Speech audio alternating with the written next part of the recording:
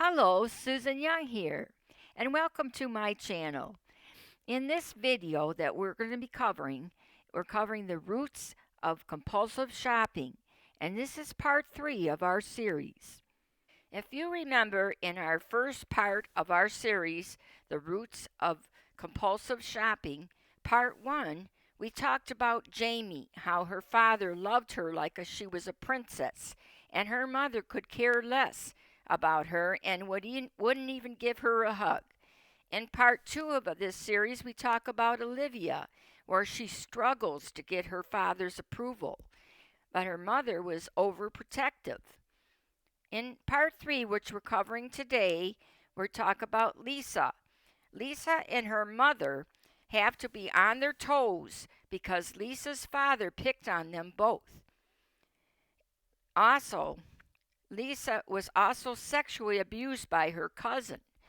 As a result, all 3 girls in this series became addicted to shopping. Lisa grew up in a middle class home that seethed with hostility underneath its normal facade. Her father, a postal supervisor, was a tyrannical man who completely dominated his timid wife.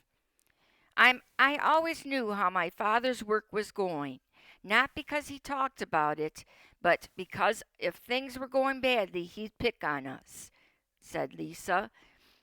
He was bitter about life and wanted more, so he took it out on his family. Lisa and her mother were often nervous before her father came home from work, never knowing from one day to the next what his mood would be. Would this be another night of fighting during which he became verbally abusive?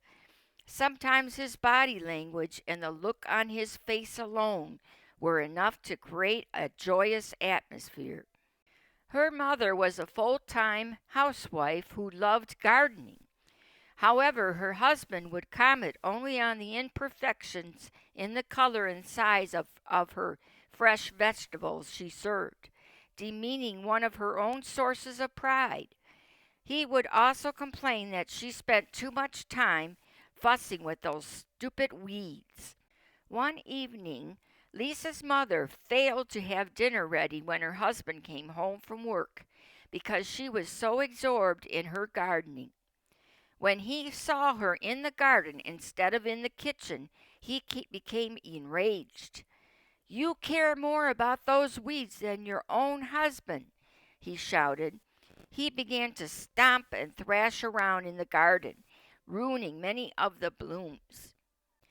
Lisa grew up intimidated by her father and identified with her weak, timid mother.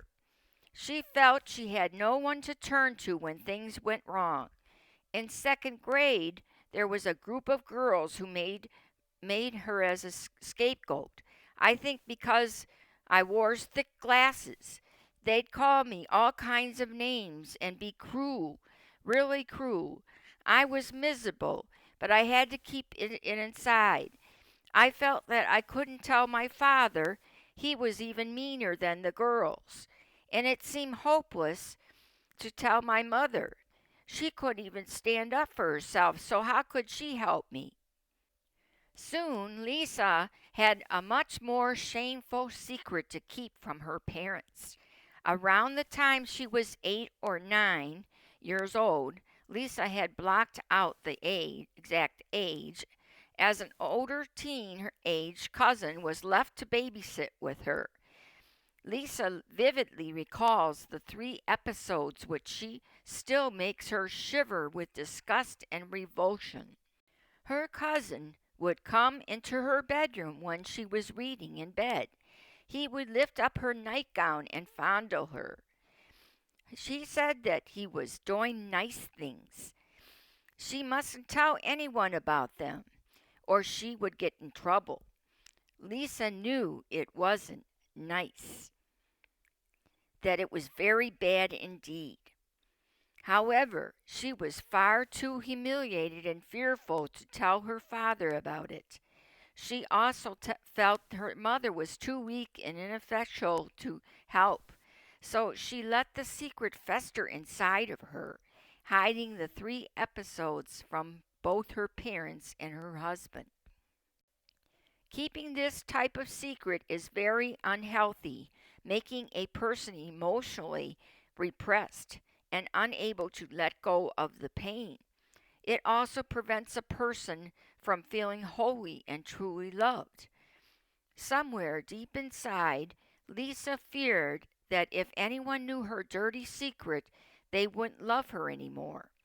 As she grew older, she felt unworthy of the love of a good man and terrified that if she found one, he would leave her if he knew. Lisa not only felt powerless and humiliated after her molestation, she felt guilty. Most children believe the reason other people do things is because something they themselves have done. Therefore, the victim's feeling of culpability is inherited in child abuse. The victims do not simply blame the molester, they blame themselves. Lisa turned anger at her father and her cousin on herself and grew up with very low self-esteem. Basically terrified of men. She stuck with her first high school boyfriend even though he showed some characteristics similar to her father. After they were married, Kevin's domineering nature surfaced in full force. Lisa adopted the model of her submissive mother, expressing her rebellion only through her shopping habits. She went shopping to escape from her inner torment and rage. On an unconscious level, she was terrified of her murderous rage. The male role models from her childhood were hardly safe, loving, or nurturing. This caused her to feel unsafe, always on the brink of being abandoned. Because of this, she had to be the good girl with her friends and her husband.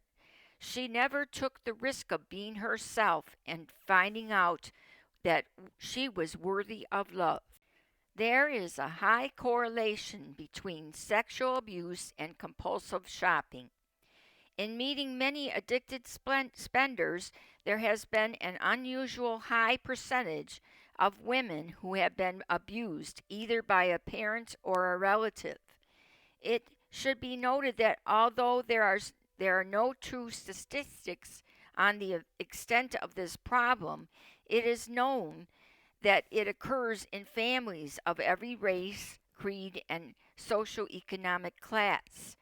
Professional help is necessary to deal with this devastating experience.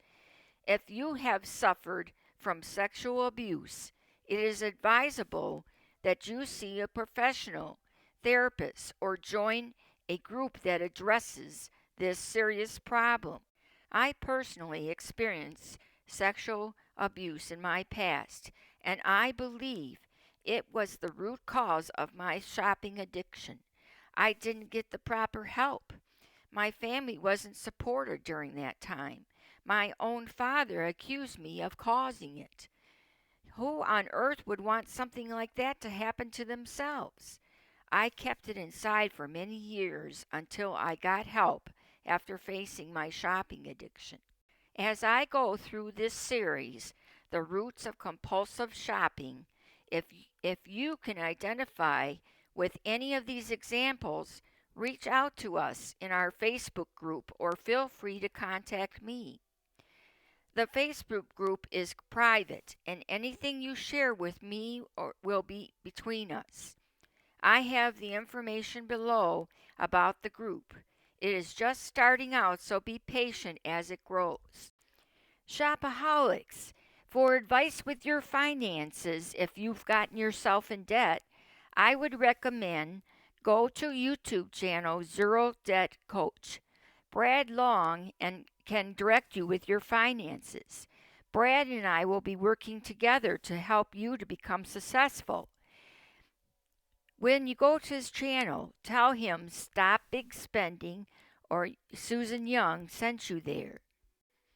Question of the day. Have you checked out the roots of your compulsive shopping? Feel free to share below. How are you doing with this video so far? If you like this video, hit the like button below. And don't forget to subscribe. I really appreciate it. Check out my website at www.stopbigspending.com and leave me your email address at the Contact Us page on the website, and I will inform you on our next videos coming up. And if you have any questions, feel free to leave it.